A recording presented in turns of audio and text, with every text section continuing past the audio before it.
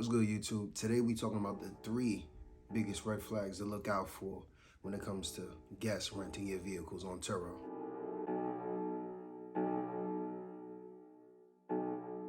Number 1, no trips. They don't got no trips, y'all. I kind of talked about this in the last video. When guests don't have any trips, what that usually means is they either just found out about the app or they're under someone else's profile, but someone else is actually using the cars. Meaning, if I had a profile on Turo and I was kicked off of the platform and I needed to get back on to book a car, I would then go to a friend and say, hey, your stuff is good. Put your stuff up on Turo, rent it in your name, and then after you get the car, bring it to me and I'm good. Right? That's what a lot of people do. So when a lot of people don't have trips, it's kind of weird because Turo's been out for a very long time up to this point. A lot of people know about it by now. Of course, not everyone's going to know about it, but a lot of people know about it. I've seen a lot of situations where people had the app already downloaded on their phone. They just never actually engaged with the trip. So you do see some of those, but like I said, usually a big flag is they have no trips at all. And just to piggyback off of that, if they do have one trip, they have no stars, right? I would still put that in with just no trips or just one trip, no star.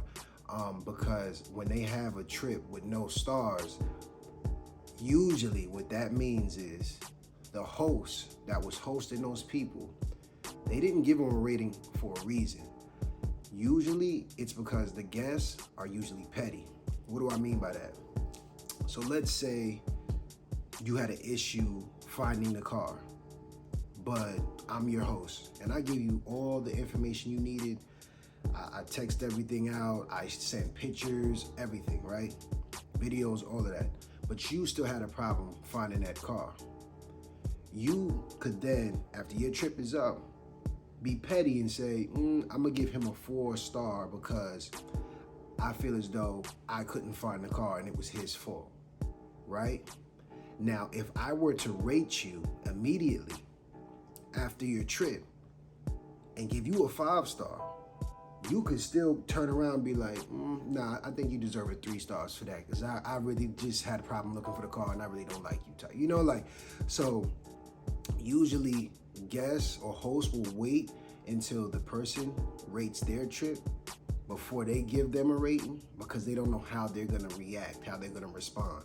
If I had a guest that wasn't the best, I'm gonna wait to give them a 3, 4, or 2-star after they rate me, because I'm not gonna do it for them before they rate me. I gotta wait until after. This way they look at that and they be like, okay, well, I can respect that. Now, mind you, they don't see your rating until they rate the trip too, but sometimes if you're so quickly to rate your trip as a host or as a guest, it just allows the other person to really look back at it like, you know what, it wasn't really as good as I thought it was. Let me give this person this or that.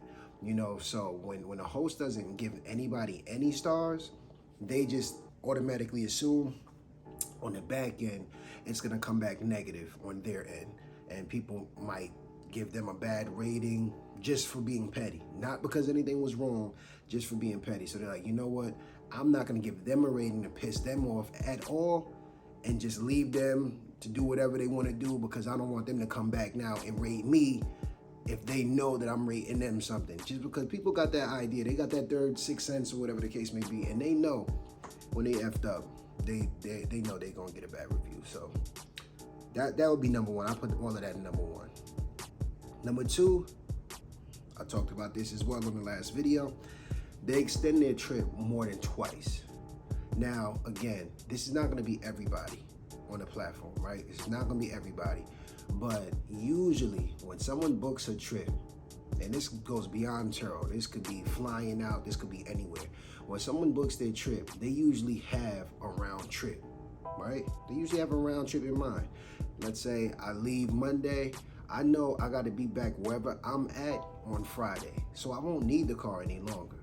Now, if I do extend, I might extend a few hours because maybe my flight is delayed. You know, maybe family is in town or they just got back in town, you know, so things of that nature could change. But when I extend my trip an extra 3 days, the day of too, they'll extend the trip when the day they were supposed to return the car. That's what I meant to say. I apologize. Excuse me.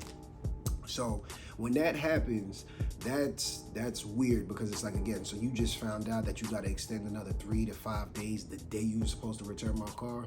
That's kind of weird, you know. But again, beyond that fact, most people know that they need to be back at a certain time, so they don't even bother with trying to extend and extend and extend. They take the first trip, the first initial booking, and they say, hey, I need this car for a week, I need this car for 2 weeks, and they usually go with that. And again, not everyone that extends more than twice is bad, but most of the time, it's a red flag because that means somebody's probably doing something in your car that they don't need to really be doing. I would say that's number 2. Number 3, I mean, this is obvious. They don't respond to your calls or your texts, right? At least in a timely manner. So let's say I have a follow-up message with them maybe 3 days before their trip ends. I just ask them, you know, everything going good? How you enjoying the car?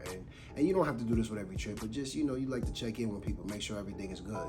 If they don't respond, it's like, okay, you give them some time. If they still don't respond after like the first day, or they don't respond at all, it's kind of weird because it's like, it almost shows like a disconnect. Like if you have my property, right, and you're responsible for my property, I would expect that you would be attentive to me reaching out to you just to check you and my property. You kind of get it? So when people don't do that, it's kind of weird. You know, it's like, well, why wouldn't you respond? What are you doing so busy where you can't respond to me and you're in something that I gave you? You know, it's kind of weird a little bit, you know. And again, this is not everybody, but a lot of the times, these are people who are either not going to give you a good review, maybe because they had a bad day, because that happens. You know, sometimes you can do everything right and people will still try to down your name and just give you a bad review because they know it's going to hurt you and they just are bad people. Or, you know, they just looking at it like, well, why do I got to respond to them? You know, I'm gonna just do my thing. I'm out here. I'm not even paying attention to that. So it's just a red flag. It never bodes well, really. Just going back to all of the trips that I've already had, that I've been through. When that happens, usually the car's either trashed, smoked in, garbage, damaged, or they just end up going missing. You know, that's kind of rare too, but that happens. So you want to kind of be aware of that. And mind you, when that happens, just try to have your car on a tracker where you know where it is at all times. So just in case they do try to do something like that, you can go get your vehicle. Right? So I would say those are the top 3, and I got a bonus. The bonus is when they book the car, they don't mention what they need it for.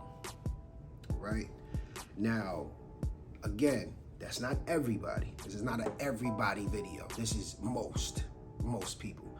When people book your car, usually they give you a quick little message. Hey, I'm in town. You know, I'm here for a wedding. It's my cousin's birthday. You know, my mom's in town. Like, usually they have a reason. Oh, my car is down. Car's in the shop. They have a reason as to why they're booking your vehicle. But when they don't give you no reason and they just book your car, they don't say nothing.